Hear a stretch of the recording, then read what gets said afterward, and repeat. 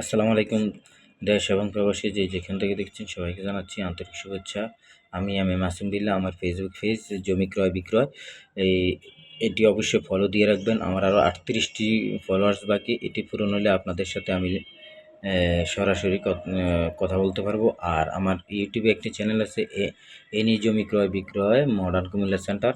তো কথা বেশি বাড়াবো না, কারণ খুব অল্প সময়ের ভিতরে আমি আপনাদেরকে দলিল সম্পর্কে তথ্য দেব। বাংলাদেশের প্রচলিত সাক্ষ্য আইনে দুই ধরনের দলিল হয়। তো দুই ধরনের দলিলের মধ্যে এক ধরনের দলিল হচ্ছে সরকারি দলিল। এটা নিয়ে আমি অন্য একটা পর্বে আলোচনা করব। আর ব্যক্তিগত দলিলগুলো এগুলো আমি সংক্ষেপে বলছি।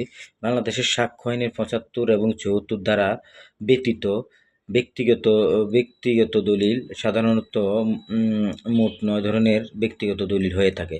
1 নম্বর হচ্ছে সাব কবলা, 2 নম্বরে হচ্ছে বায়না দলিল, 3 নম্বরে হচ্ছে দানপত্র দলিল হেবা দলিল, 4 নম্বরে হচ্ছে হেবাবিল এওয়াজ দলিল, 5 নম্বরে হচ্ছে এওয়াজ দলিল, 6 নম্বরে হচ্ছে বন্টননামা দলিল, 7 নম্বরে হচ্ছে ওসিয়তনামা দলিল, 8 নম্বরে হচ্ছে উইলি দলিল,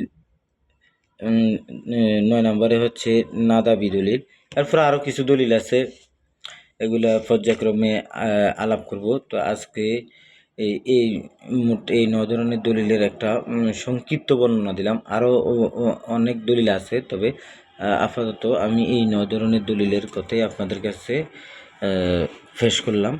তো আসলে সাক্ষ্য আইনটা কি? সাক্ষ্য আইন হচ্ছে আদালত বিচার ও প্রাসঙ্গিক যে উপস্থাপিক মৌলিক দালিলিক তথ্য উপাত্তকে বোঝায় আর কি। তো ধন্যবাদ সবাইকে। আজকের মতন বিদায় নিচ্ছি।